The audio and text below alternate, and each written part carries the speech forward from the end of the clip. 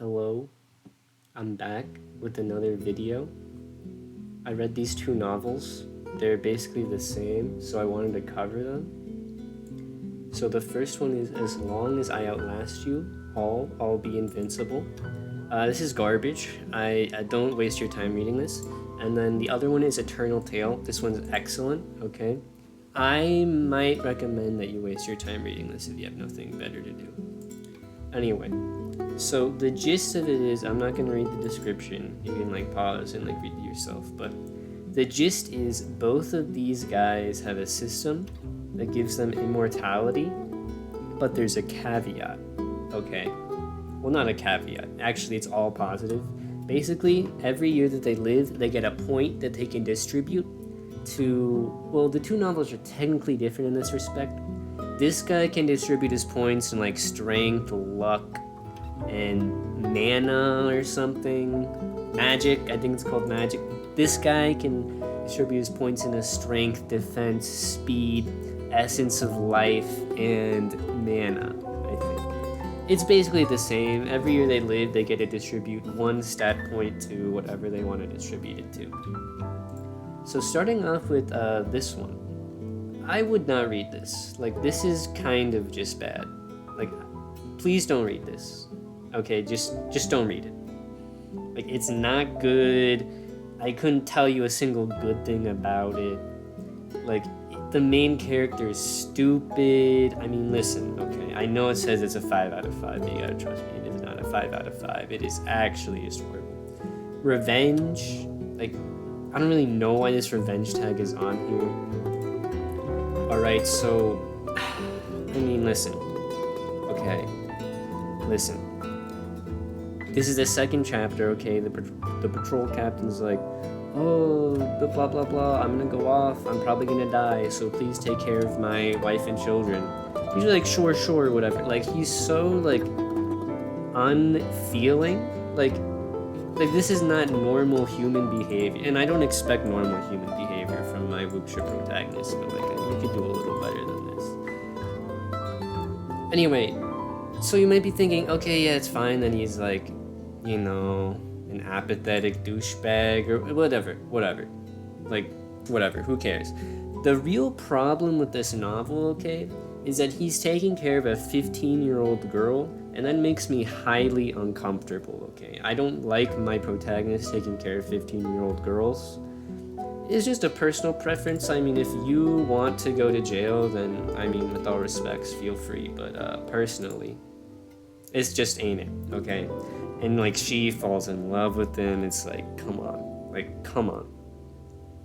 Okay, and then, the whole problem is the protagonist is immortal. You have to remember the protagonist is immortal. He's got an infinite lifespan. I don't like when my protagonist with infinite lifespan associates with other human beings because they're just gonna die anyway.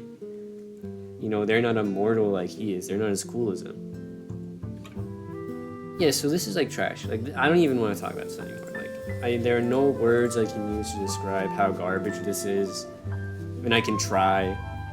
Horrible, horrendous, awful, waste of space. Anyway, Eternal Tale. Now this is it, okay? This is everything that this wants to be, okay? Eternal Tale is literally just this, but with no flaws. Well, that's an exaggeration, but it's this, but infinitely better in every single way. First of all, no female romantic interest, okay? Right off the bat, that's how you know it's a banger, okay? Infinitely more tags, which sometimes is a bad thing, but it's a good thing in this case.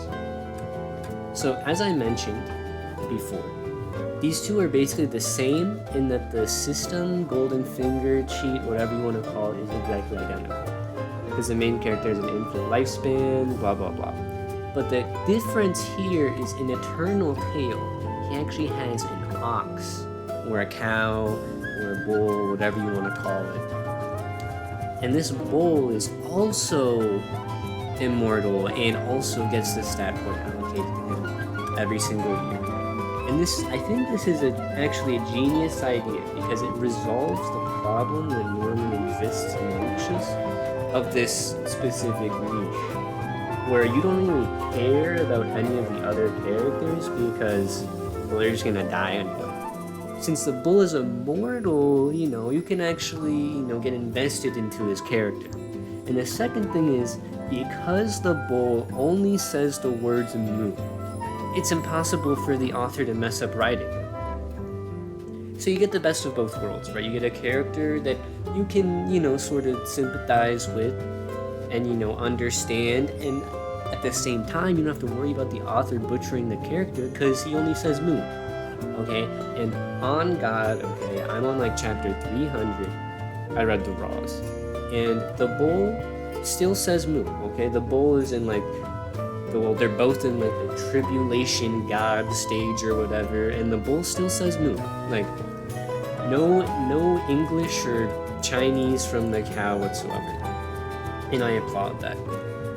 Another thing is that this novel has no sense of progression. Like this one, like there's no sense of progression in it. It kind of just feels like you're on a boat and you're like rocking back and forth and you don't know where you're going, you don't know where the waves are taking you, you can't see any land in sight.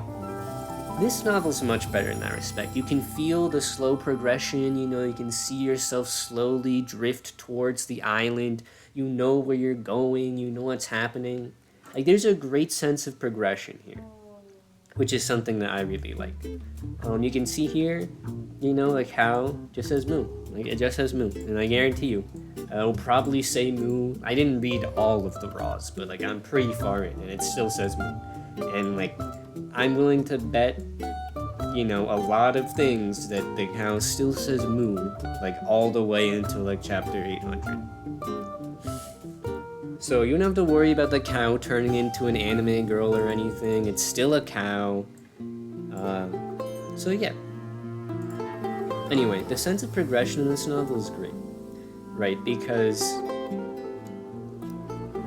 in this one, his points aren't capped, or at least, I didn't get far enough in this one, to be honest with you, to say anything, like, specific about, like, basically, this was, like, so boring that I couldn't get past, like, 10 chapters, so there might be, like, stuff that I say about this probably wrong. I'm just gonna make a bunch of assumptions. Anyway, this novel is great because there's a sense of progression in that the point system is capped, right? So before he reaches Foundation Establishment, he can only allocate 20 points. Before he reaches 20 points in each stat. Before he reaches Golden Core, he can only allocate, I think it might be like 80 or 90 into each stat, and then etc, etc. So like there's a sense of progression, like you want them to get to the next stage, like there's motivation, there's an onus to actually progressing in their cultivation, because as they progress, they get to allocate more stat points.